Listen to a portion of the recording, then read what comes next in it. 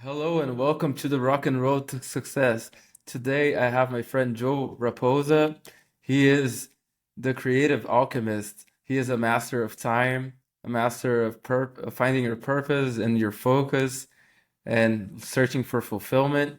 And before we start, I'd like to ask Joe about a very interesting story that he has because when he was a very young man, he went from Hawaii because he's from Hawaii and he went to California to search for the band members from his favorite band to pitch them an offer.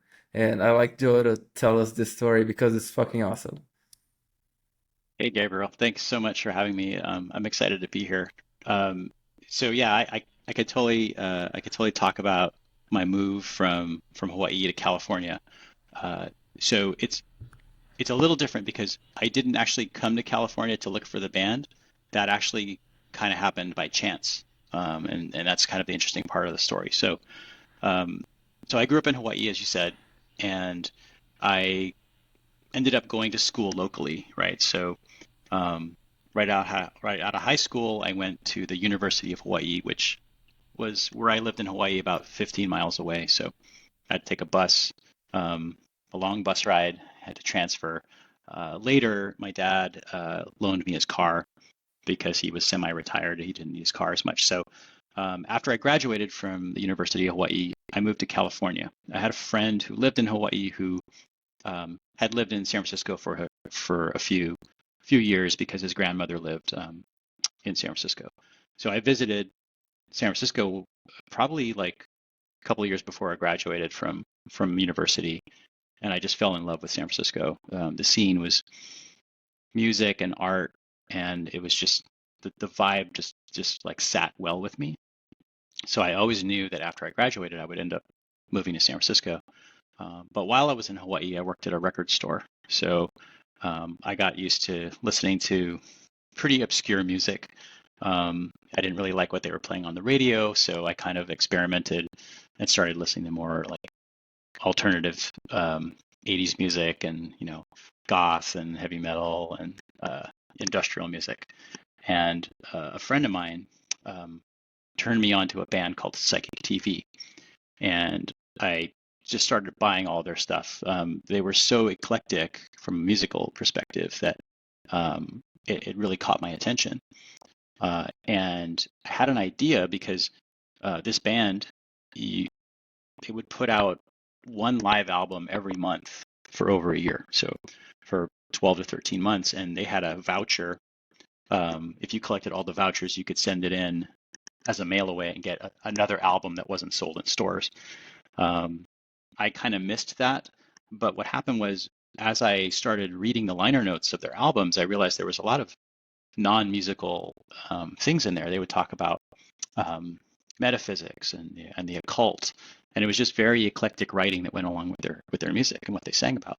So I said it would be great if all of these liner notes were just compiled into a book. I would love that. So on one of the albums, and they were from England, so I'm all the way in Hawaii trying to calculate the time difference between, you know, noon Hawaii time and whatever time it was in England at the time. And I found a phone number to the band in one of their albums. So I called the number long distance from my house, and I just got the answering machine. I left a message. I told them what I wanted to do, and I'd call back, a few days later because they never returned my call. It turns out that the house I was calling was um, of the lead singer Genesis P. and he was exiled from England. So Scotland Yard came and raided his house based on some circumstantial evidence, and he was in Tibet at the time, helping people make T-shirts, and they were basically they were just basically helping. It was a humanitarian thing. They would travel a lot. So he was in Tibet. Someone called him and said, "Don't come back to England. Your house got raided." And so he ended up moving to California, and I didn't know this. So when I got to California, I got a job on Haight Street in San Francisco, and I saw a flyer that Genesis was going to be doing a spoken word thing, and I was like, "Wow, this is kind of cool." And again, there was a phone number on the flyer. So I just randomly, when I was living in San Francisco, called the number. It was a local number for me. And I got an answering machine. It wasn't, Genesis, but it was the promoter of that show.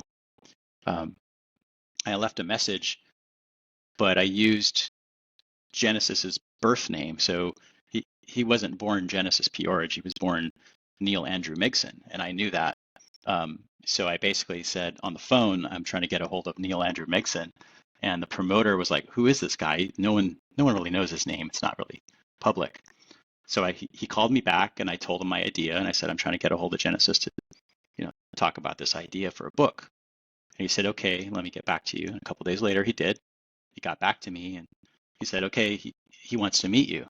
And I got super excited. And it turns out he said, "Well, he wants to meet you on Haight Street." And I was like, I was going to Haight Street all the time. So he said, "Look, let's have lunch at this restaurant." And the restaurant was called All You Need, but need was spelled with a K, so like kneading dough. So we sat there for lunch. I told him my idea, and he just said, "Do it." And that was it. That was the extent of the permission. It wasn't like I needed to sign a contract or, come up with, lawyer fees and talk to my lawyer. He talked to his lawyer. It was just very much free form. Yes. And he encouraged that type of creativity. And so I went to it. I started compiling all of the liner notes, came up with a content plan. I used my Apple LC2 computer to type everything out manually. Like, my eyes were kind of bugging out after a while, but Uh, and did you expect it to be yeah, so easy? Sorry for interrupting, but you know, no, that's a good question. So thinking back on it now, I think I was literally so excited that every day I woke up, I was in a state of flow, right? And you hear that everyone like, "What's flow? What's flow?" I didn't even know what it was at the time. I just knew that I was so excited by this one task, that having this one purpose to focus on every day was super exciting. And my schedule at the store, I still worked at the record store on Haight Street, but I would work 10-hour days, but only 4 days a week. So it was a 40-hour week, but I would have certain days off, like Tuesday, I'd have Tuesday and Thursday off, and I'd work the rest of the days. So during that time, I would just stay home, type everything out, come up with the plan, do the layout. After a few months, I was ready to proofread. I proofread it, sent it off to a printer in Florida, and printed 1,000 copies. Uh, and actually borrowed some money to get the printing done. And I was living in an apartment at the time, and it was funny because typically when you order 1,000 books, you don't live in an apartment in San Francisco. You have a warehouse because you're a publisher, some big warehouse. So the delivery truck comes and literally takes it off, and it's all on a pallet. And I lived on this one-way street, this narrow one-way street in San Francisco. And he's like, "Where do you want the pallet?" And I'm like, "Put it anywhere." So he had to like drop this pallet down that was wrapped up with all these boxes with cellophane. And I literally had to like get a razor and bring each box manually up my stairs, one floor to the apartment, and like stick it underneath the stairway, underneath the closet. There was a closet under the stairway. So there were probably like, I don't know, over 20 boxes with like 80 books each or something. So it's very surreal that I think about it, because I don't have any pictures, unfortunately, of that time, but it's ingrained in my head. And then the driver's like, "Well, what do you want? Do you want to keep the pallet?" I said, "No, I don't need a pallet." So he ended up taking the pallet back. Anyway, that's the start. And the interesting thing was, I had sort of marketed the book while it was being printed, and there was a local book distributor called Last Gasp, and they took a bunch of copies, and I was like, "Oh, this is great." And I gave them 90-day terms, meaning like, I don't remember what I was selling it for, maybe like $8 or $9 a book wholesale. So they ordered like maybe 50. The next day they called me, they're like, "We need 50 more." I'm like, "Okay." So I take it over. They call me a few days later. "We need a couple hundred," right? So they kept selling the book. It was selling really well. And finally they called me one day and they said, "Okay, we need another like 200 copies." And I'm like, "I don't have any more. They're gone." I literally sold out of the 1,000 copies in less than a month, but they weren't going to pay me for another 2 months. So I said, "Could you could you maybe pay me some of the invoices for the prior books? And I told them what my predicament was, and they said sure. And so they, advanced me a payment, and I used that. I called the printer and got another 1,000 copies printed. So that's the story of that book. Um, Oh, and were you expecting to sell so much? no, not at all. I mean, in retrospect, I probably could have sold a lot more if I really focused on marketing it. I did sell it locally to a few stores. I would walk around and show them the book. I had a T-shirt printed. The book is called The Psychic Bible, and I literally printed a shirt that said "Ask me about the Psychic Bible," and so people would be like, I'd wear it around. They'd be like, "What's the Psychic Bible?" It would literally ask me about it, and I would tell them. I printed stickers and I stuck them all over, town. I'd stick them on the bus when I was riding the bus. I'd stick them on like, telephone poles and things like that. So, and then years later, I think it was maybe 2007 or 2008, um, Genesis wanted to do, I wanted to do a reprint. I wanted to do an expanded version, but I was too busy at the time. I had a family. I was working a job in the East Bay of California in Emeryville, and I felt too overwhelmed to take on that task. I just didn't have enough time. Um, but another publisher came in, a larger publisher, and they printed a hardcover copy, an expanded copy, which you can still buy in paperback today if you or on Kindle if you go to Amazon. Um, and even though I didn't have anything to do with that version, they credited me as a thank you in the introduction of that version. So that felt really good. Yeah, that's awesome, man. That's something to be proud of. And in the beginning, you were saying that you loved San Francisco the first time you went there, and you knew you were supposed to live there later. But Yeah. I guess that was quite a while ago. So how do you compare San Francisco from that time to San Francisco today, or the evolution throughout those years? San Francisco has definitely changed since then, but through no fault of its own, right? It's really technology that's changed the city. Um, the internet had a big part of that, obviously, and then the tech boom that happened in Silicon Valley. It was only natural that certain companies would eventually move to San Francisco because that's where um, there was a lot of density there. There was a lot of people who had computer background or knowledge of web design and things like that. So it was only natural. And back then, it was fairly cheap to live in San Francisco. So when I moved to San Francisco in 1993, that one bedroom apartment that I lived in, I think the rent was only $460 a month. Um, you know, that apartment is still there. I don't know what it is now, but I imagine it's probably closer to $2,000 a month or maybe even more for a one bedroom in that part of the city. Um, so what happened was after companies moved to San Francisco, there were a lot of startups, obviously, in the mid '90s, and of course there was an internet crash. There was a boom, or a boom and then a crash. Um, but San Francisco is still really expensive. There's a lot of homeless people, unfortunately, and it's seen an exodus lately, at least over the last few years. But I think it's making a comeback. I don't go to the city that much anymore. I was working in the city for a while in the 2000s, and it was fine. But again, it's really expensive. So if you do work in the city and you go to lunch, if you can find a good place, you're going to pay like $15 for a sandwich. So it's pricey. Um, but hopefully it'll. I don't know if it'll ever bring back that spirit of the '90s because it was really about the art scene and the music scene. I know you're into music, and music was really big. It still is, obviously, but a lot's changed. But I guess that's progress for you, right? Yeah, so it used to be much more underground, and now it's more based around the technology stuff. And since tech people earn a lot of money, then things started getting expensive, I guess.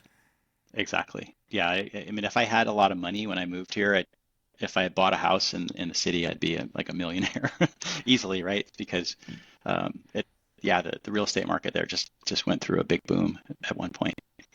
Yeah, the apartment you used to live in probably is worth $1 million now. At least, yeah.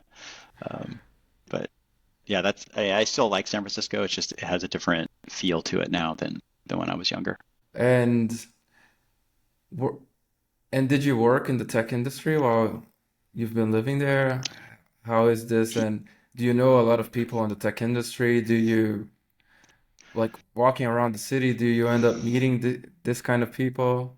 How is the, because I've never been to Silicon Valley yet, so I'm very interested in how does it work in practice, like when you go there?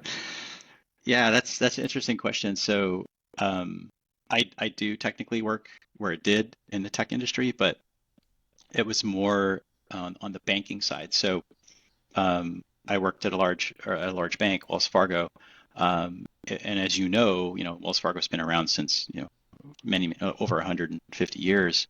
Um, so the migration towards the internet was natural, right? Instead of going into a bank branch and getting a brochure on checking and savings accounts, those could go online. And Wells Fargo was actually one of the first banks. I think it was 1999 where they had an internet presence, which was pretty early for a large institution like them. Um, but it was a great experience working there. But again, Wells Fargo was more of an old school, right? It's not like Google, Hmm. where when Google came out, it was all about the technology, right? They didn't have branches, they didn't have a retail footprint, they didn't have a brick and mortar footprint. Um, so it was always about the technology. Everything was moving towards the web, and it's kind of still is now with web 2.0, web 3.0, however you want to NFTs and AI and Bitcoin and all that fun stuff. So um, even though I did work in sort of the tech industry, it was more of an old school style tech industry. But I mean, you could, if you knew faces, you could walk around San Francisco and see someone like a celebrity. Um, in fact, I just had lunch with my friend Wade. He lives in San Francisco, and he lives in a part of the city where when he and his wife first moved there, like Mark Zuckerberg had a house like right around the corner. This was like in the early stages of Facebook, like I think right after they went public. Um, so you do see sort of like sightings like of people in the tech industry, but I don't in particular, but other people do. Yeah, that's very interesting, Joe. And you know, the your first book wasn't your last book. You also have The Alchemy of Time. And lately, you've been sprouting as a big creator. You've been writing a lot of stuff, and you have a new website coming up. Dude, could you talk about the alchemy of time and then a bit more about your current projects, please? Yeah, sure thing, Gabe. So the Alchemy of Time was something that I put out soon after I got on X. So my my Twitter journey, I'll call it Twitter because it was Twitter when I first started. So if you look at my profile, it's a little sad because you'll see that that profile was started in 2010, but that wasn't my first Twitter profile. I had a Twitter profile that was like from 2008 or when they first started, whatever year that was. And then I closed it. And actually, I kind of wish I didn't close it because um, my Twitter handle was Etherworld, which is the name of my company. So I have a business called Etherworld, um, and I put that on Twitter, and then you know, I basically gave up. I gave up that username, and someone else grabbed it. So I'm a little bummed about that. So when I started again in 2010, it was before sort of what they call Money X or Money Twitter, and I was just kind of looking around. I used it as a regular social media platform like Facebook, or like there were others, but and then of course I lost interest, but I kept the account open. I didn't close it. So last February of 2023, that's when I got serious again, and that's when I met cool people like you and Redham and Mental Reboot, Coach Turby, like everybody. Greg Lunt, Journeyman, like that really kind of made me stay, right? And I discovered that Twitter or X was very different than my first experience. And I started seeing people, put out free content, either a Notion document or a PDF on Gumroad, and that kind of influenced me to go back to some of my older writing about, like I did write a lot about time. I thought about time a lot, So one day I just printed out all the random thoughts I had on time for my computer, and I just kind of went through them and I edited all the stuff I already written. I crossed out some redundant things. I moved some paragraphs around and kind of gave it some coherence. And then I added to it, and that became the Alchemy of Time. And so I put it out in PDF form. It's free if you want to download it. And in fact, I just had a voice message on X from Redham who said he didn't have time to read it. I gave him a copy, and he said he was looking at it, and something caught his attention. It was basically a thought experiment that I include in the book. He posted that on X, asking people to provide an answer because it has sort of an open-ended question. You might have seen it, and so that's kind of where the Alchemy of Time came from. But I'm not into alchemy per se, but I like alchemy as a concept because it really isn't about what old school alchemy was about. You think about alchemists turning lead into gold, but in many ways that's just a metaphor for taking something that's worthless and putting value behind it. So that's sort of where I started to move my brand, and I went back and forth like dozens of times, like everybody, changing my banner, changing my PFP. It's a little bit more stable now, but I think it's still going to go through another phase. And I do have other ideas for books or free resources coming up. I just need to solidify them and get to work. And how would you define the creative alchemist thing? Like, Yeah, so in a lot of ways, um, it's about taking old things, looking at looking at that in a new perspective, and then putting sort of a modern spin on it, right? Because in a lot of ways, there's creativity is in some ways stealing, right?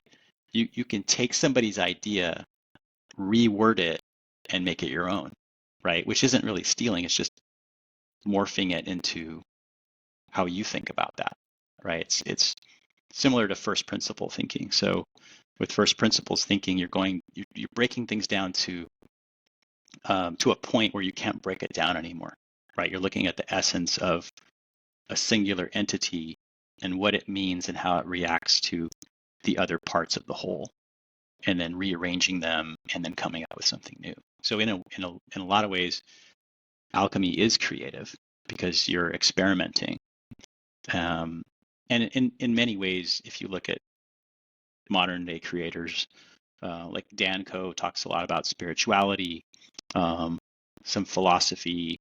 He talks about entropy a lot, right? Which is entropy is many different things, but the way he uses it is around chaos or disorder, because anything in a closed state will tend to stay the same or be more entropic, meaning it gets more complicated. And similarly, that's kind of what the Alchemy of Time was, because sort of at the end of that book, I do relate time to creativity. And if you're not being creative, at least partially every day, then I think you're doing yourself a disservice, because I honestly believe that we're here on this earth to be creative, to make new things, right? To discover new ways of doing things and progressing forward. basically to discover how to steal from other people and turn it into new things. Yeah, I mean, unless you're like, if you go to a book, obviously, and you copy word for word, that's literally stealing, right? You're not borrowing, you're not inspired by it. That's literal stealing. You cannot pass someone else's exact words off as your own. It's copyright infringement. I'm not talking about that kind of stealing, right? I'm talking about, um, some people would call it appropriation, even though appropriation has a bad word now because they talk about cultural appropriation, which I won't get into. Um, well, also a fascinating topic. But it's more of like mimicry, right? Like mimicry is the best form of flattery. So if you read somebody's book or see their tweet or their post, it can inspire you to be creative yourself, right? Uh, it's almost like a food. right? You're consuming the food for nourishment, um, as much as pleasure in some cases, depending on what kind of food you eat. But it's that nourishment that you can channel into your body and then create a growth, a way to become new again, from something. And that's what I think creativity is in a lot of ways, is sort of borrowing, not necessarily stealing, or being inspired by, and then using your own experience and intuition to change it into something else, right? So if you read 10 different books, it's going to give you literally hundreds of ideas. If you take all those ideas and put them into another book, that's your own, right? Um, I mean, every writer does that. Every writer has heroes and inspiration that they pull from. Um, so if you think about it that way, it's not stealing, even though I call it stealing because it's a more dramatic word. But it's really borrowing and being inspired by others. Yeah, it's stealing like an artist. Yeah, steal like an artist. There you go. Yeah, yeah. If you steal from one source, that's stealing, but if you steal from 20 and mix and match, that's your own thing now. Yeah, no one can tell, right? Yeah, only you can tell. And that's a thing that I think is pretty hard when you're starting your creative journey, because at least for me, this happened because I know where the parts come from. So I'm Mhm. thinking, oh, this came from this guy and this came from that girl, and but the other people won't know, or they might know that one part came from this guy, but they don't know about the other part. So it's no problem. But in the beginning, I thought, no, I need to create something that no one's ever heard of or that no one's ever thought of, and that's pretty much impossible. Yeah, I think you're right. I think a lot of new creators or people who want to be creative, that's where they stop. They get stifled by the fact that they don't have any unique ideas. But well, of course you do, because the way you think about it in your mind, the idea is always going to be your own. You're never going to just immediately copy and replicate what someone else wrote. You're going to put it in your own words. Um, and that's kind of what you do when you read today. Like if you take your own notes, you could write verbatim what you read, but it's better to reinterpret it, understand it, and then write it down in your own words as your own note. And that's the whole idea behind, Tiago Forte's Second Brain, Sankey Aaron's How to Take Smart Notes, and the Zettelkasten method is essentially learning, because your mind is a forgetting machine, right? You We're not meant for remembering everything, and we have two types of memory. You got long-term memory for storage, but you have short-term memory. Um, and I guarantee you, after this conversation, when we hang up, I'm only going to remember like less than 5% of what we're talking about, because that's not what conversation is for, right? That's for writing and thinking. Now, not to say I'm getting a lot out of this, and I hope you are too, but it's really establishing more of a notion and a feeling in our minds and a connection as human beings. Um, but if someone said, "Hey, what were the exact words you said to Gabe an hour ago?" I'd be like, "I don't know." Yeah, man, even with books, there's this phrase that something like we only remember catchphrases from books. We don't remember the whole book. No one remembers the whole page. Only one or Yeah, two famous phrases. And sometimes it's not even the right phrase. Sometimes we misquote yeah, or we change something. And there are many famous quotes that weren't spoken by the person that we attribute them to. And hmm that's life anyway. So yeah. imagine if we That's try to remember everything we've ever spoken to everyone, and yeah, it's impossible. Our brains weren't made for that. I completely agree, and that's where the creative process is really helpful, because it allows you to express what you hear and what you see, what you read. And if you don't do it right away, yeah, you will forget it. But it's through repetition and rehearsal that builds those long-term memories, right? Um, and yeah, I'm not going to get too much into neuroscience, but you know, your body is definitely a complicated machine, not just your mind, but your body itself. And it's very important to get, at least 8 hours of sleep or a good night's rest, because that's when the neural pathways, that what you learn during the day is rehearsed by your mind when you're sleeping, and that's how important sleep is. And I think if you're creative throughout the day, then you're creating these little mini imprints that your brain can use when you're sleeping to make those connections. And that's where unique ideas come from. And that's how memory is formed. Super important. Yeah, actually, if you want to go into the neuroscience, I think the people that would watch this are the people that would love to hear about the nerd stuff. But you made me think of something now because really, our brains have to unlearn or forget more things than they actually store because if Yeah, we think about it right now, all of the stimuli you're receiving, like the auditory stimuli, all of the visual stimuli, that even through the sense of touch, through your clothes or the chair you're sitting on, there's just too much that we can handle at a time. So I our agree. brains have to focus on certain aspects, or else we wouldn't be able to cope with so much information. I completely agree with you. It's interesting you mentioned, different senses because, touch is one of our senses.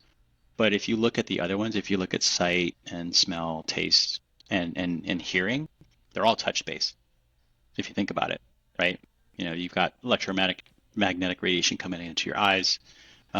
You've got sound waves hitting your eardrums. You've got, taste buds being activated with food and other things. And then, of course, um, your smell, your olfactory. It's through chemical reactions. So everything's touch based. Um, we forget that. Yeah, we forget a lot of things actually, and I think that's one of the reasons that so many people are depressed or overwhelmed because we sort of forget about our own human nature. Yeah. Um, yeah. I mean, the whole, I haven't read the Dopamine Nation book, but I really want to. And I've been listening to a lot of the Andrew Huberman podcasts, obviously, and he probably mentions dopamine at least a dozen times in every single podcast, because it's an important neurotransmitter, and you'll hear a lot of people talk about it. But it's true. I was reading another book recently. I think it was on time, and it was talking about attention, or maybe it was a book on distraction. I don't even remember because I didn't write it down. Um, but it was talking specifically about when you're trying to focus. Obviously, everybody talks about it. Put your phone on do not disturb, put it in a different room, put on headphones. There are all these sort of ways to be more in flow, right? To be productive and to have focus. And I think hearing is the first thing that that will attract your attention, right? So let's say you're hard at work, and even if you have headphones on, if there's a loud boom outside, you are going to notice that. And it's before your eyes see it, right? You hear it, and then you turn your attention to it. And that's of course, based on fight or flight response that we have. You know when we were hunters and gatherers, we had to make sure that we were going to come back alive. Right? There's no sense Hmm. going out and gathering food if you're not going to be able to eat it. So um, that was ingrained in us, and now a lot of people are, of course, if you're in the knowledge industry or whatever, and you work at a startup and you're on your computer for 8 to 10 hours a day, and you're not getting up and exercising and treating your body right, you're just going to be bored. And then any little dopamine fix from TikTok or YouTube, Twitter even, is going to distract you to the point where you're just going to be consuming the entire time, and you're not even going to be realizing that you're doing it, um, which is very detrimental to your mental health. Yeah, and since you touched on this aspect of physical exercise and overall taking care of our body. And you've posted recently about how you went from not being able to do 10 push-ups to being able to do easily 100 push-ups a day, and Yeah, that you've lost some weight and you're in a much better shape than you used to be. So how was that yeah. transformation? What spiked it? When did you decide that you wanted to do something different? And how has it been since then?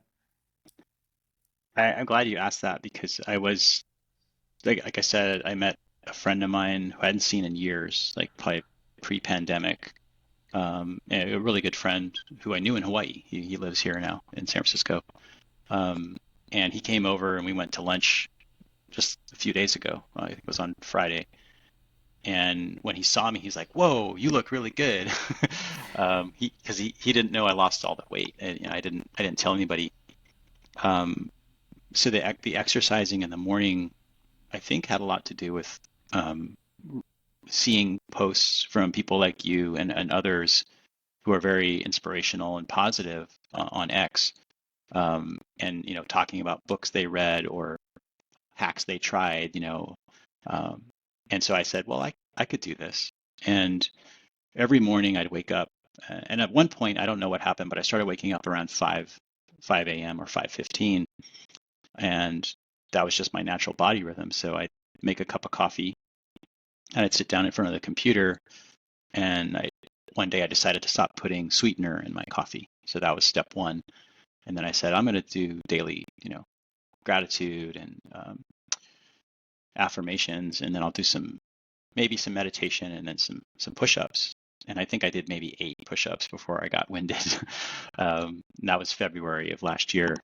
And then I just did it every day. I made it a habit and, stopped putting the sugar in the coffee, meditation, and then push-ups. And then, 10 push-ups became 20, and then 20 became 30. And so I started posting that online just to share sort of my wins.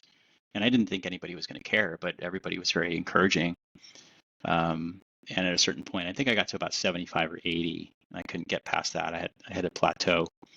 And then one day I hit 100, and I realized it was just my mental frame of mind. Not having ever done 100 before, I didn't think I could do it.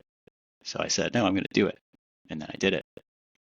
And then I was having some beers about a month ago with some friends of mine, and we were talking about that, and they had noticed I had lost some weight, and I said, oh yeah, because I can do 100 push-ups, and they were both like, no, there's no way you can do 100 push-ups, because they've always been in better shape than me, because they exercise a lot more than me, and I said, no, I can, and they didn't believe me. So when I got home, I left. I think I rode my bike there, or I drove, I don't remember. Anyway, I got home and I had a little bit of a buzz, and I told my daughter, I said, okay, film me doing push-ups, because James and Bjorn, they don't believe me. So she was literally counting and filming me while I was doing the push-ups. And it was funny because even though I was doing them fairly quickly to get it over with, she was counting faster than doing my push-ups, and it made me laugh. So I got to about 94, and then I collapsed on the ground. Um, and then I sent it to them, and they're like, no, we bow down to you, dude. That's like way more than we thought you could do. I proved your So that, point. but it was funny.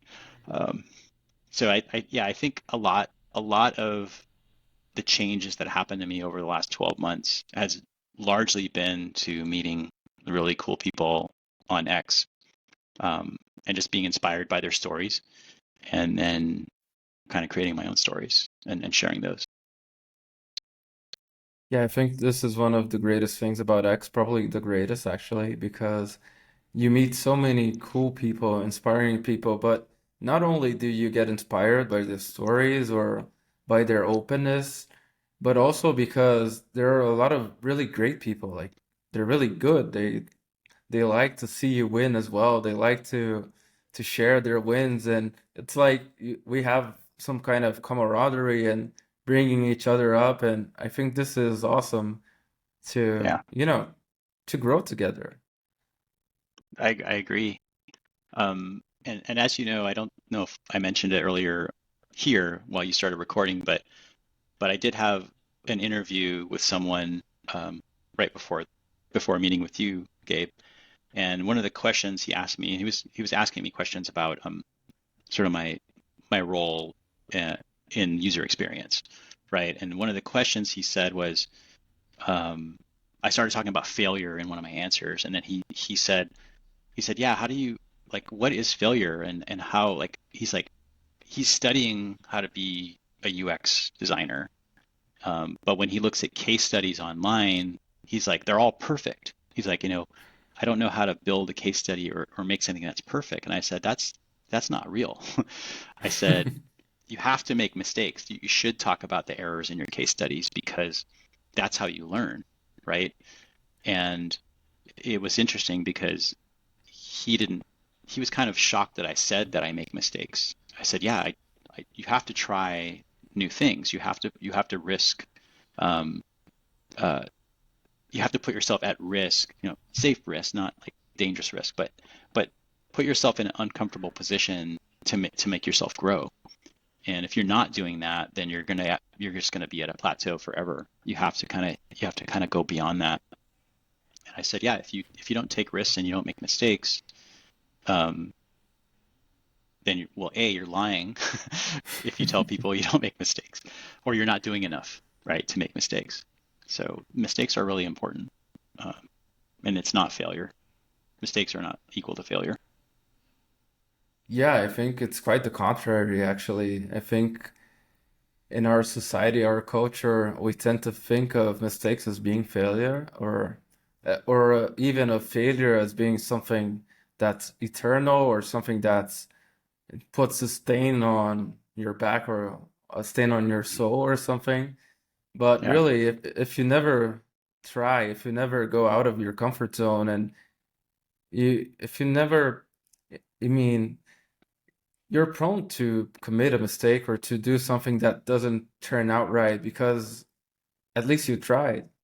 I think that's the exactly. where I want to get to. If you don't even try, I think you're much more of a loser than if you try 1,000 times and you don't get anything right. Because at least you did try, you know. Yeah, exactly. Yeah, I like trying new things. I think what I'm running into, and you can tell me if this is the same with you, is as autodidacts who, you know, are teaching ourselves every day, and um, polymaths, like I want to learn everything, but I know I don't have time for that, right? Which equates back to the alchemy of time. Is like, how do you focus um, and make quality out of that time that you have? Because we all have the same amount of time, right? In a day. You know, some people will sleep later than others, so they have maybe less time. But when you wake up and you have a purpose and you have a feeling of being energized and you put that into something creative, there's almost no way to make a mistake. You're gonna have a world of discovery happen, right? Because that's what mistakes are. They're discovering that that path is not correct for this moment, right? It doesn't mean it's the wrong path. It just means it's not the path for right now. So move to another one and try that. Try this. If there's another mistake, it's like a maze. You know, you're going to end up at the end. It's just how you get there.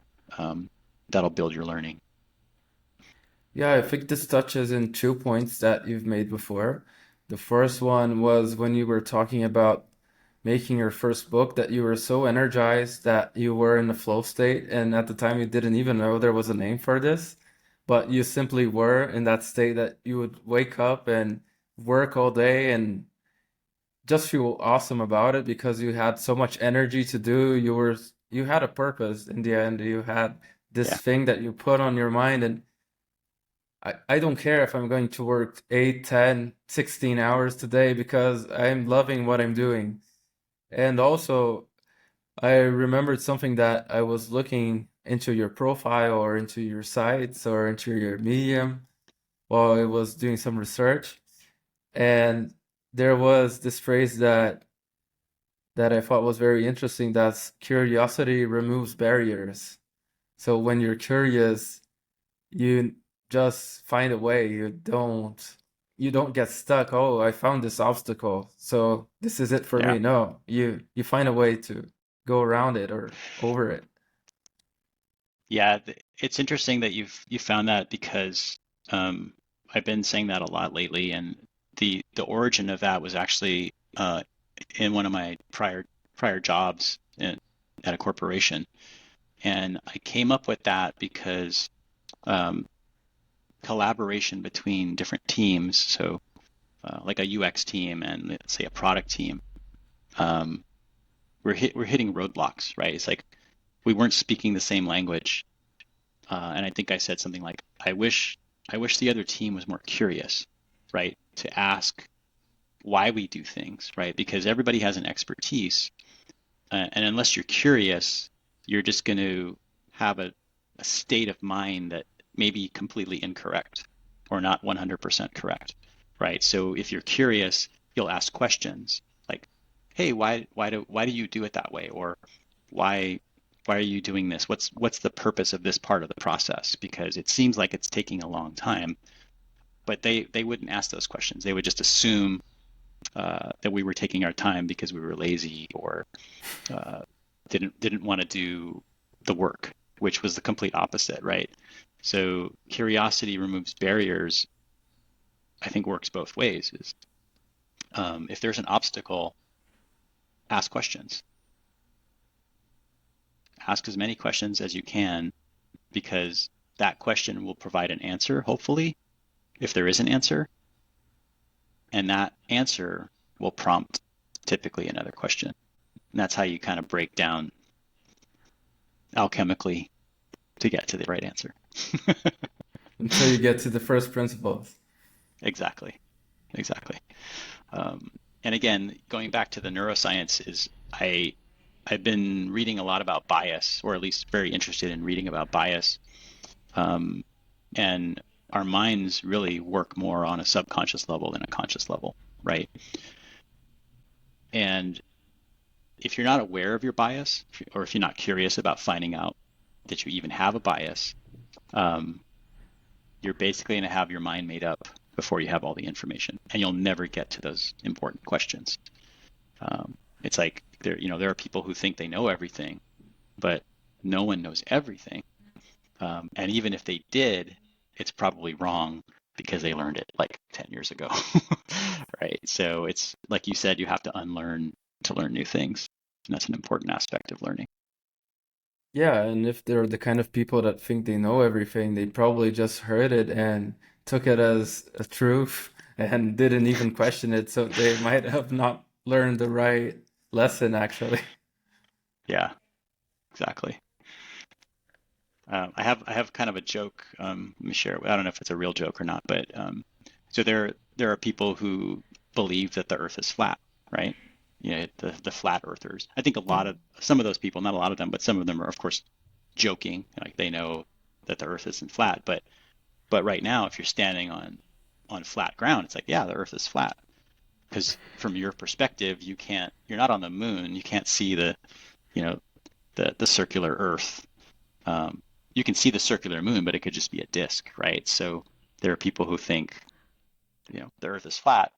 So I'll say, if I meet them, I say, well, explain mountains to me then, because those aren't flat. Yeah, I guess I'm sure they'd have an explanation. I've even seen a documentary or two on flat earthers, I and haven't. Yeah. Or you have, yes. yeah, and it was quite funny because there's this experiment that they did on a lake that the lake was so big that from one edge to the other, you already could kind of see the curvature of the Earth. So Uh-huh. they did this experiment with like a laser or some kind of light. So in the flat Earth model, it should like go like they put two, I don't know like what they put, but like on a flat Earth model, it should come at the same height, right? Hmm. Oh, of the two barriers. But since the Earth is not flat, you have to account for the curvature. So depending on how distant it was, you wouldn't even get the light to the other side because it would just point away. And Yeah. even though they didn't get the result they expected, they started creating a narrative. So no, we didn't get it because of this, this, and that. They tried to make up an excuse for why their experiment that would prove that the Earth is flat didn't work, you know? Right. And it's more a matter of belief than of, and science shouldn't be about belief. It should be about proof. And Right. Yeah. Empirical proof.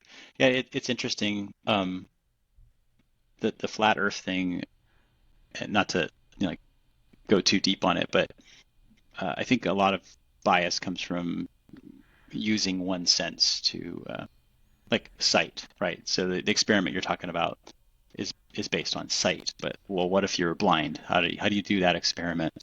Um, how do you know the Earth is flat? Well, I can see it or I can feel it. It's flat. But the question is, well, you could also learn that from someone else, right? So if you think about it, when we hear something from like an elder or someone that we respect, they their opinion or their beliefs have more impact on us, right? Because they should be more intelligent or wiser than we are. Um, but then why why don't you question that, right? I mean, not out of disrespect, obviously, but ask questions like, well, why do you think the Earth is flat or round, even, right? You could question anything, and it's those questions that will get you to the answer that you need. But if you're not even willing to ask the question, then you're just taking on someone else's belief, which could be true or false. So it's really important to, uh, if you want to be happy, you can, or they say ignorance is bliss, right? So if it's easier for me to believe something because someone told it to me, then I don't have to do the work to find out for myself. Definitely. But do you think this can also happen in realms we don't expect it to happen? For instance, in science itself, there are many echo chambers in which people don't question the elders and end up coming to conclusions that might be either false or at least not as accurate as they could be.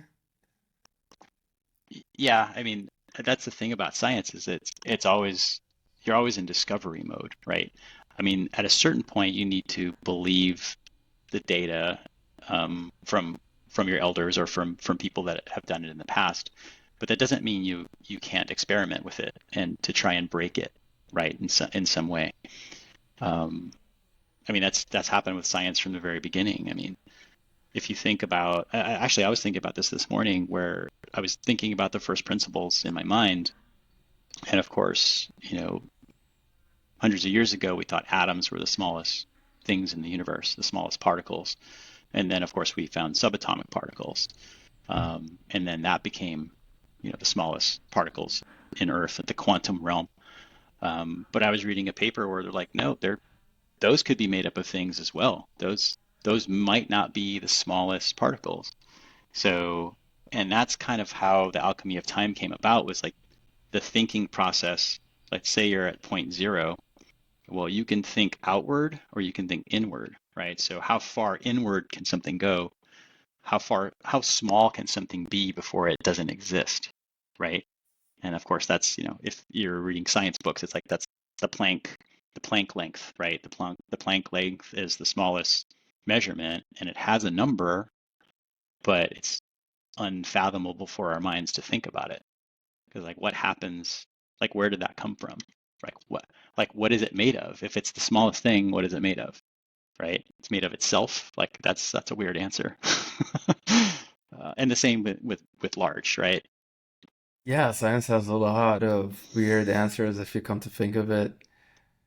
Or even the speed of light. Mhm.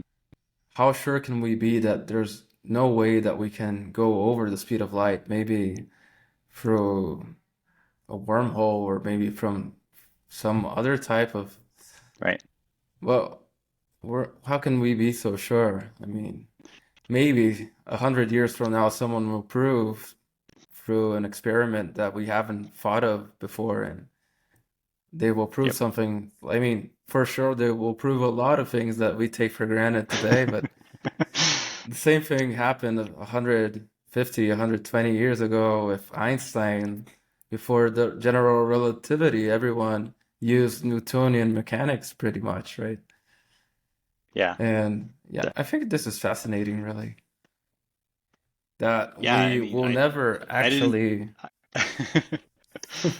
I didn't know we were going to steer in that direction. So, but it's interesting because it's bringing up a lot of like ideas in my mind just talking about this stuff, because I don't get a chance to talk about like quantum mechanics every day, um, nor would I want to. But it does. These questions do bring about new things. And I was thinking about the term like a law, right? So a lot of people say, well, you can't do that. It's a law. It's like in our legal system, it's like, well, you can't break the law, but well, you literally can break the law, right? Because the law is a rule. So a true law, like let's take gravity, for instance, you're getting closer to what a true law is, meaning it can't be broken, but that still has parameters, right? So gravity works on mass, and gravity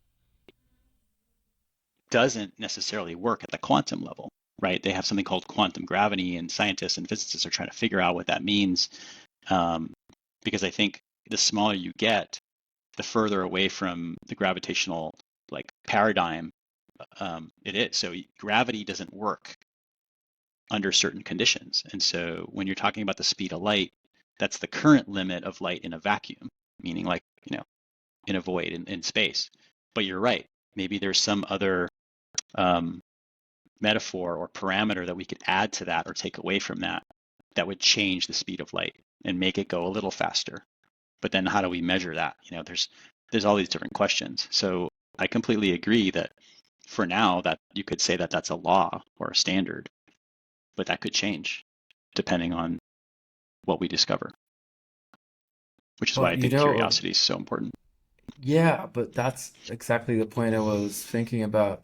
Because we are hyper curious and we're very open-minded to look for new data, look for new ideas, but most of the people aren't, or at least that's the impression I get. And if Right. you say something like this, oh, it might be that the speed of light isn't the fastest speed possible. They're gonna say either that you're either they'll be kind of dogmatic if they do believe more in science, and not that science should be believed, but you get my point. Right. Or they might be like, yeah, science never gets things right anyway. That's why you should do this, this, and that. Yeah, that's funny. Um, but yeah, yes, the other thing about light is like, well, this is the speed that we measured to be the fastest in the universe, or however you want to state it. But what about the stuff that we can't easily detect or see? Like, does that have a speed? Is that speed faster than light? Probably not, but we should still ask the questions and come up with a hypothesis of what that would mean. Like maybe something moves 10 times faster than the speed of light, but our brains can't even comprehend what that would be or be able to create anything that could detect it, right? So that there's that realm as well, the realm of the unknown, where you just have to maybe postulate that it could be a possibility, but you don't necessarily have to um, take it to heart. Yeah, and to be fair, probably a lot of things will never be answered because we either we can't make the right question to get to an answer, or simply we couldn't even fathom something that would bring us to that question in the first place. So many things probably won't be answered ever, and Yeah. but we need to strive to answer the questions we do have. Yep. I agree. Yeah, It's I great get a bit stuff. fascinated with that kind of thing, really. Like Yeah, me too. the I mean, origins of the universe and everything. yeah, I think that's something everybody thinks about from time to time. It can get pretty mind-boggling though.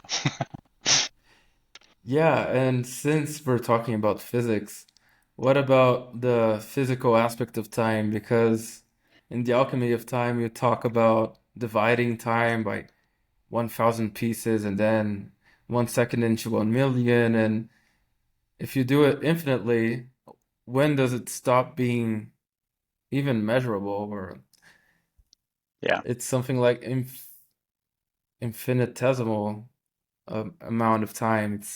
It pretty much enters the realm of calculus. Yeah, I agree, and I think that's literally how that book started. Was I have an old notebook that kind of questioned that. Like it was really around infinity, right? I mean, numerically, we write on a number line, right? You've got positive numbers and negative numbers, and so it just made sense to use that to talk about time. Like, zero is the now, and then positive numbers are the future, and then negative numbers is the past. But if you take, you know, the halfway point between 0 and 1, that's zero point 0.5. But then you can keep going down so you never leave 0. right? You can never reach one Mhm. if you're dividing something in half forever. And that was sort of the whole premise. And there's, again, talks about, um, there's some, I don't remember the Greek myth about the turtle and the man racing. I don't remember the name of it, but um, anyway, this has been around for a long time. And um, that was sort of what prompted me to say, like, well, maybe time doesn't exist, because if I can count to 10, like, what does that really mean? Like, I'm just adding numbers together. That doesn't mean 10 seconds went by. It's just what we created as a second, which we can measure with atoms now, is just a unit of time. But you can break everything down or not. It's really your choice. And so when you talk about the physicality of time, um, that's interesting too, because just I was reading a book and it made me think about how time is intangible, but you should really make it tangible. And what I mean by that is, let's say you wake up and you've got nothing on your calendar. Like, what do you think you're going to do? You think you're going to have a productive day or an unproductive day? Well, if you're not making your time tangible in your calendar, or writing it down saying, hey, I'm going to meet with Joe at 10 o'clock and we're going to talk for an hour or two, that tangibilizes the time. It says, I'm going to do this, and you're going to be productive, or at least have a memory of that section of time. So if time is sort of an illusion or immaterial, in order to take more control of it, you should make it physical. Put it in your calendar saying, I'm going to water my plants at 6 p.m. I'm going to write 1,000 pages for my new book at 5 a.m. Like, put it in your calendar, because if you're not following it, then you're probably just fooling around, right? Which may be what you need. You could block time as rest, right? You need time to rest. Um, but if you already had 8 hours of sleep and you wake up at 6 a.m. and you don't have anything on your calendar, I can almost guarantee you're not going to have a productive, or at least feel productive, right? You could have a productive day of you know, relaxation, especially if you're on vacation. That's all fine. But vacations are planned. They're physicalized aspects of your time. Yeah, and I think many times by not having a purpose towards what you're gonna do with your time, that can become very problematic very quick. While you were talking about this making time intangible into tangible, this brought up in my mind Parkinson's law. So it doesn't matter how much time you allocate to a task, you you will use all of the time. So if you say you have half an hour, you'll use half an hour. If you say you have a week, you'll use a week. Yeah. And you might be fooling around the rest of the time, but you will tend to end up. That's why it's good to have deadlines, even if they're fake deadlines only for Right. yourself, because otherwise you tend to just fool around and waste time.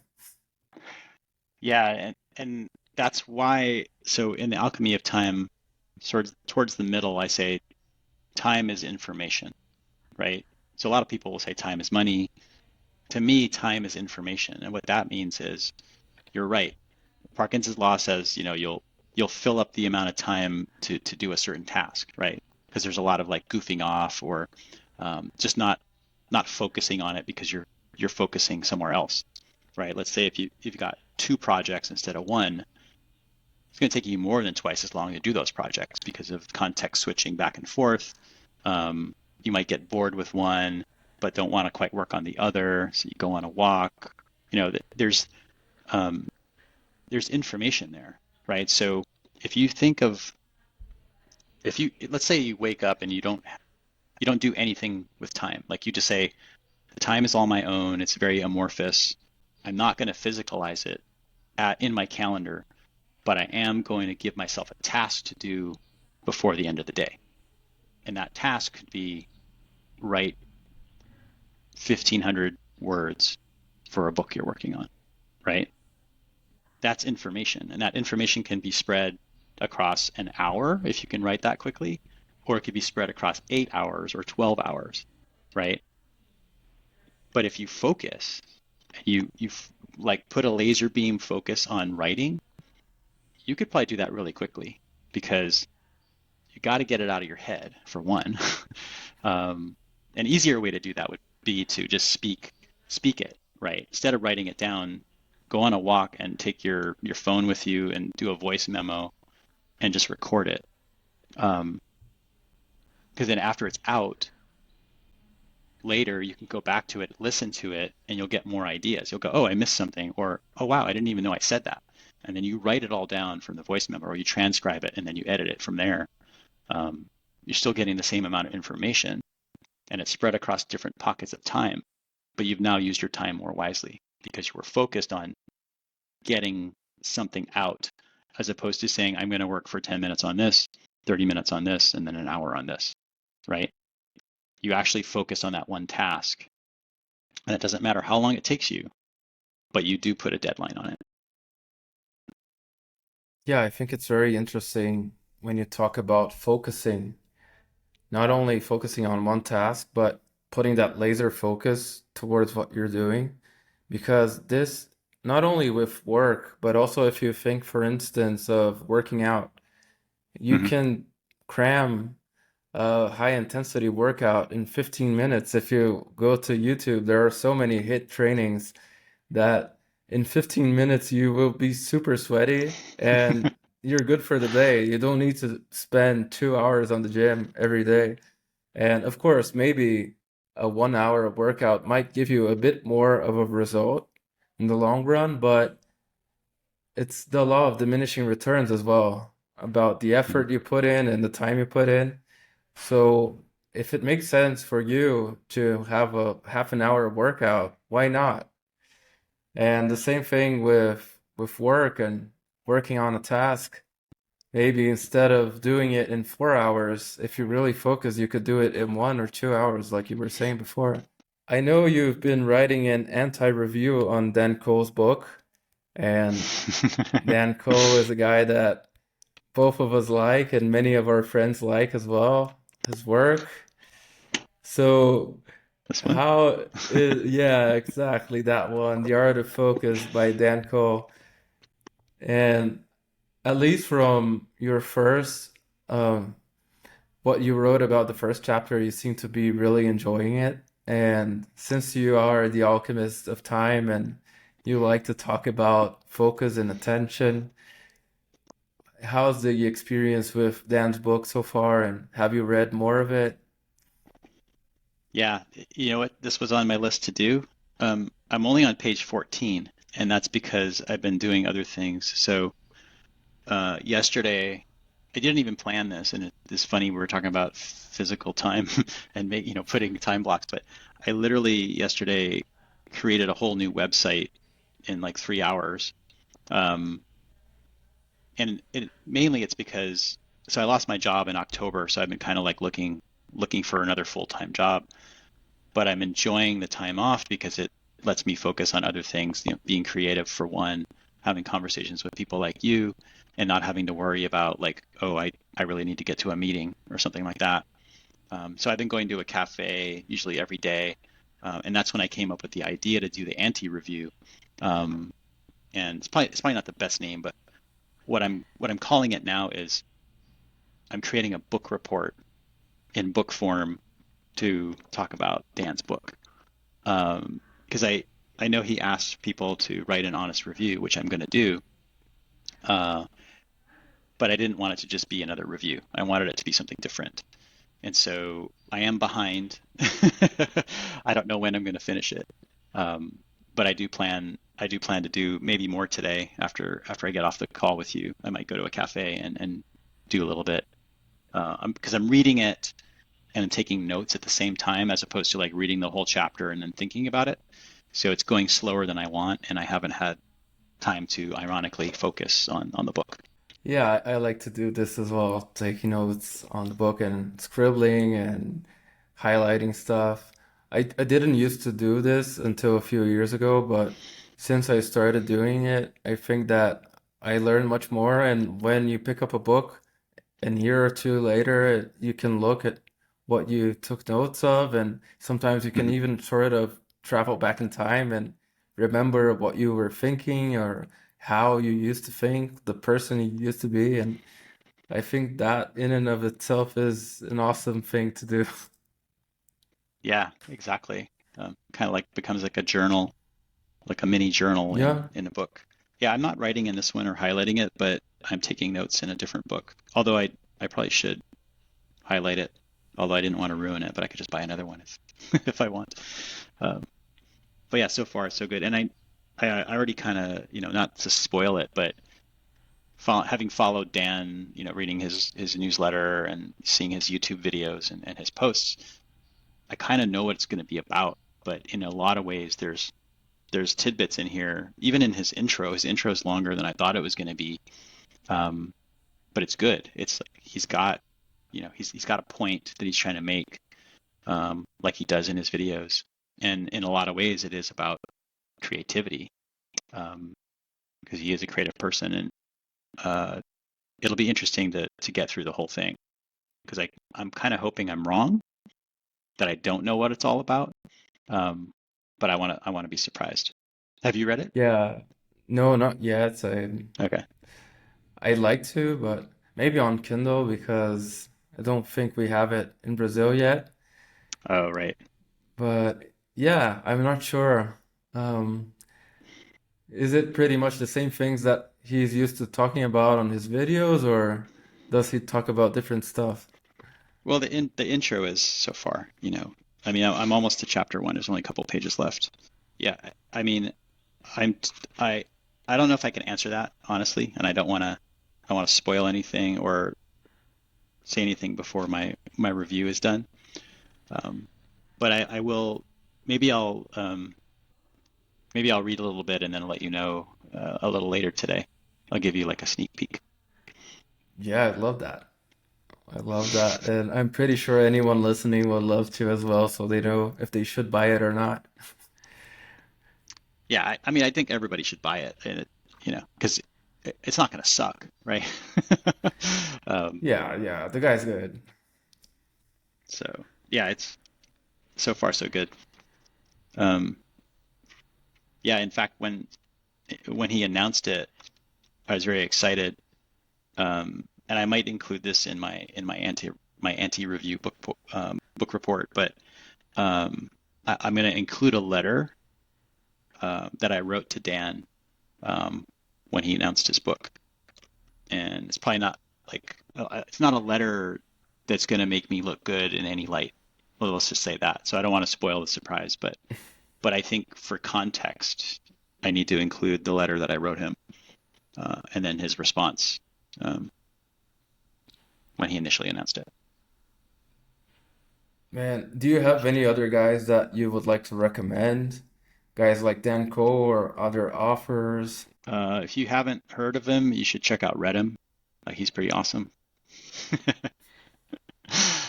um, let's see. No, I mean that's the thing. Like I I think I follow, the main people. Um, I mean, there are actually, if I'm on LinkedIn too, so the interesting about LinkedIn is it's a little different than X, obviously. It's slanted towards more professional, as opposed to like money X. Like people are still making money on LinkedIn, but that's not really what it's about. It's like productivity and leadership, and things, at least the people I follow. And there are a lot of females, there are a lot of women who are putting out some really good stuff who aren't necessarily on X. And I was thinking of doing like a top 10, or my top 10.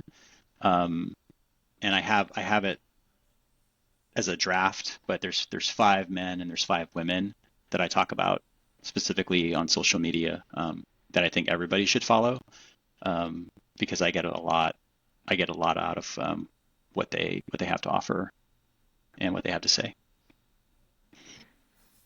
Yeah, and since you're talking about women and gender equality pretty much, and you have two daughters, right? What are Yep. the things that you like to teach them? What are the main lessons you have taught them or that you want to teach them in the future? Like bringing up two girls, what are the main points you think?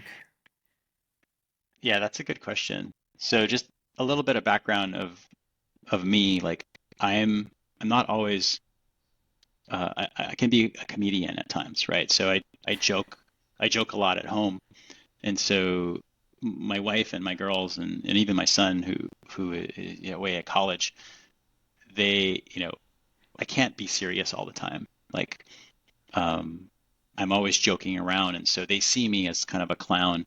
So when I do say something that that I want to teach them or something profound, like they take it with like a half belief. They're like, you're just joking around, right? Because that's how much I joke around. So it's probably a detriment to them. But it's funny because at certain points they do get it. They're like, because they'll discover it later. Like I'll say something, they won't believe me, but then they'll discover it themselves and they'll be like, oh, I guess you were right, you know, that kind of thing.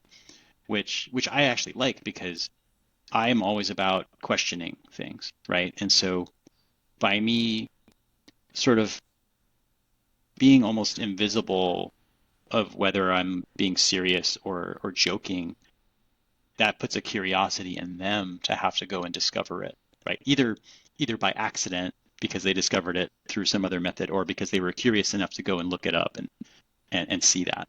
But they do have that curious spark, and both of my girls are really super smart because they like they like learning like I do. They don't make it as a parent, so I kind of have to see it sort of in secret, right? And so there was my younger daughter, she's 13. She likes to write. She's technically writing a novel, but she won't let me read it. So, um, in fact, she did write something for NaNoWriMo. Do you know what NaNoWriMo is? It's the November they do National Novel Writing Month.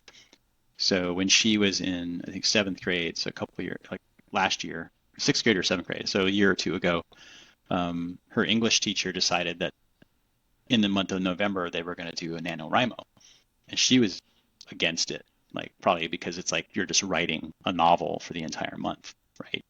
Which sounds kind of boring if you don't want to write a novel.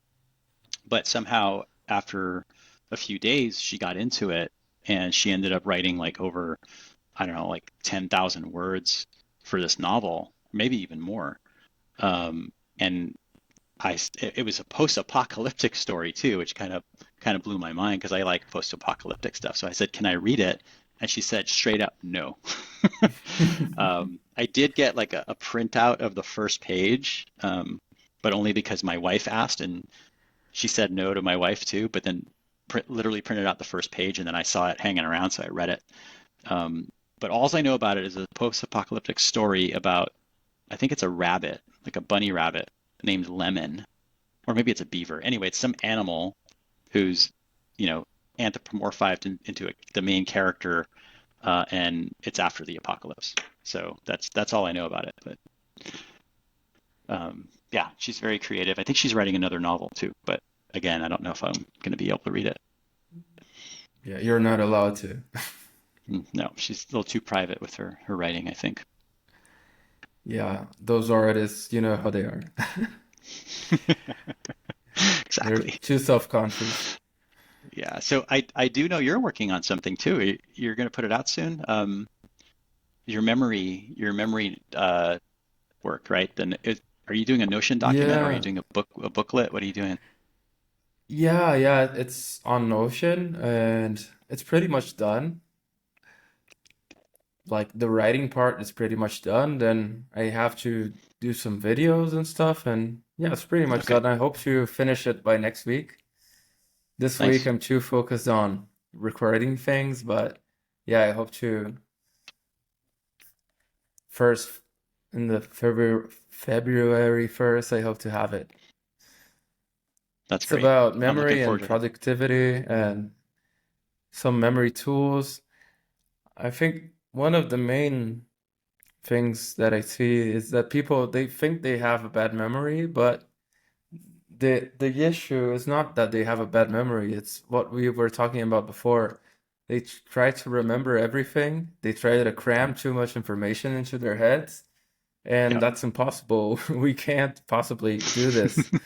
Yeah. And I think it's funny because some of the people that say that they have a problem with their memory are the same people that don't take notes, that don't set up appointments on their calendar, that don't use their alarm clocks wisely, and then they think, "Wow, I forget stuff. Oh, I forget my Yeah.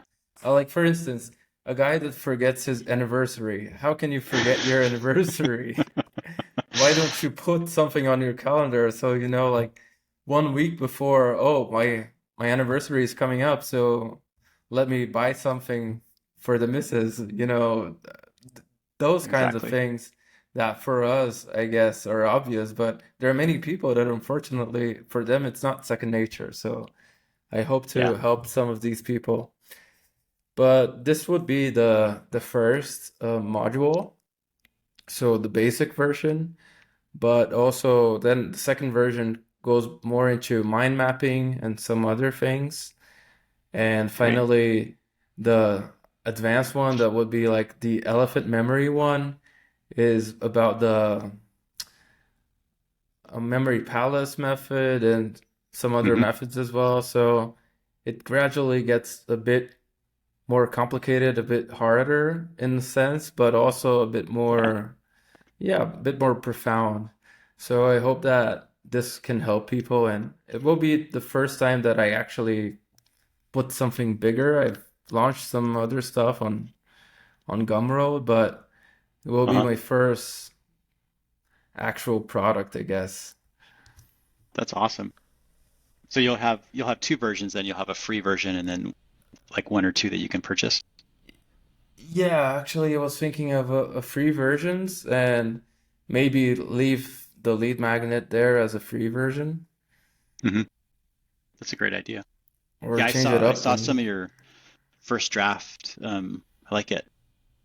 And it's interesting you mentioned the memory palace stuff because it reminded me of a book. Have you read the book Moonwalking with Einstein? no. So it's by Joshua Foer, Foer. It's a really good book if you have a minute to read it. And he talks about like a memory competition, and he follows these people who basically learn like they study things and they remember it, and then there's a competition where you compete with others to see who remembers the most. It's like a literal competition. And the author, I think he talks about how he didn't think he could learn this stuff, and he did. So it's a good book. You should check it out. Yeah, I took some notes here so I can check it out later. And yeah, there are a lot of memory competitions. Those guys that learn mnemonics and all of the other techniques. And it's pretty crazy. Have you seen some videos about it? Like those guys can really memorize an amazing amount of information. Yeah, the mnemonics especially is interesting. I've always been really bad at remembering people's names, right? I can remember a number, like I remember like my kid's doctor's number, and it's like not even in my area code. Like I don't know why I remember it, um, but I can't remember anybody's names, like really, especially if it's like a common name, right? Like if I meet somebody at a party and their name is like Jeff, it's like I'm gonna forget it. Like unless I can tie it to something, right? So if I'm being attentive, I will put a mnemonic or some sort of correlation when I meet that person, right? Um, but I'm not always active doing that, so I usually forget their names. Yeah, maybe you can try to put them in the Jeff drawer so you might think of a Jeff that's more memorable and you try to Exactly. associate both faces. Yeah. There. I don't know if you've ever seen Monty Python. So Monty Python films. So there's one of my favorite films is Monty Python and the Holy Grail. Um, and there's a scene with the wizard, right? He's supposed to be like a Merlin kind of King Arthur wizard, but his name is Tim, right? It's like some call me like his name is Tim. He's like Tim the Wizard. And so whenever I meet somebody named Tim, I immediately think of them as a wizard because that's how I relate the word Tim. It's really weird. But it happened like the after school program that my kids were going to many years ago. There was a guy there and I met him and he said his name was Tim and I immediately, okay, I'm not going to forget that because now I'm just picturing him as this goofy wizard from a movie. It's very helpful. Yeah, it is. We should take all of the cues we can get. Yeah, I mean, I think I really need to focus, not no pun intended, on one or two things, or like one thing, because I do have like uh, I have a lot of things I want to do, right? Like write Medium articles, write more long form on X, talk to more people like you, um, and they're all sort of tied together, right? Um, with a single purpose. Um, but I think mainly I'm going to start focusing more on my personal brand because what I realize it's kind of all over the place. I mean, still moving towards that creative alchemy um, notion. I really relate to that. Uh, one of the issues I'm having though is how that relates to my profile on LinkedIn, which again is supposed to be more professional. And I'm not saying that creative alchemy is unprofessional. I just need to find the overlap that matches for both of those. So that's what I'm going to concentrate on probably this week. Also, doing my review of Dan's book, and then yeah, hopefully seeing or hearing you in a space this week or next week. I haven't been calling into a lot of spaces because I've been busy, but I've been missing it. And I called into one yesterday and just listened, and that was kind of nice. So just participating more in spaces and meeting other people on X. But I'm looking forward uh, to seeing the conversation you had with Redham. I know that went live, I think, yesterday. So maybe I could make some time for that. Oh yeah, I hope you like it. And there are many other episodes coming up this week. I'm on a recording frenzy. Nice. So you're my third this week already. And then I have a back-to-back after yours. Awesome. And yeah, like you, I'm trying to speak more to guys like you and have these kinds of conversations and hopefully bring value not only to us, but also to the people that are watching or listening. Because I think that we have many subjects in common that we like to talk about. Like me and you, Redham, all of the other guys are friends on X or Twitter. Hmm. We all have this polymathic inclination. We like to talk about pretty much any subject because we get curious about stuff. Like Richard Feynman used to say, anything can be interesting if you are curious enough or if you go down deep enough. Yep. And Exactly. yeah, I'm all about that. I've also not been too much on spaces lately, to be honest, for a while already. And I know that's pretty much the best way to grow on X, being on spaces, because when you're speaking there, you have tens of people like Hmm. checking you out, and Yeah. and if they like what you say or if they like your tone of voice, they might end up following you, they might end up DMing you. But I'm more focused on building other stuff out of the platform lately, so my growth there has taken a bit of a halt, but I'm not too worried about it. I think as long as I put in the reps, Yeah. doing these episodes and writing more on my newsletter or on Medium as well, we will get there eventually, I hope. Yeah. It takes time It for sure. does, it does. But yeah, I think it was really interesting today talking about time, also talking about bringing up your children. I think that's a very interesting topic as well because it's one of the jobs in this world that you have the most responsibility, like forging the next generation, be it with your own kids or I was talking to Chegs earlier and he's Mm. a basketball coach and a teacher, so he works Wow. with high school kids. And it's a hell of a responsibility to shape them to be the best version of themselves or to find their purpose. Yeah, And at the end of the day, I think it's also a beautiful thing, really, to do this. I agree. Yeah. I didn't know Chiggs was a teacher or a coach. That I knew he had a kid recently, so I'll look forward to that one coming out too. And yeah, Yeah, it's yeah. kind of bummed we were gonna do like, three of us together in one, and that would have been totally dynamic and interesting, but the timing didn't work because of my other obligation. Oh, no problem. We can do it again another day. And I love to have a threesome or a foursome. We can call Redham. He's always game. Yeah. It'll be like a video a recorded video space. Yeah, pretty much, pretty much. So, Joe, one thing that I always like to ask people is, what's your definition of success? I think I think my definition of success is really doing what you love, right? So if you if you just want to be a parent and raise your kids, that's success. If you want to be a teacher and teach other people, that's your success. Success is sort of like a an outcome to me that isn't static, right? You can have multiple successes and you can change your definition of what you feel is success. I think success to some people is like this grand, like, I'm a success, I've made it.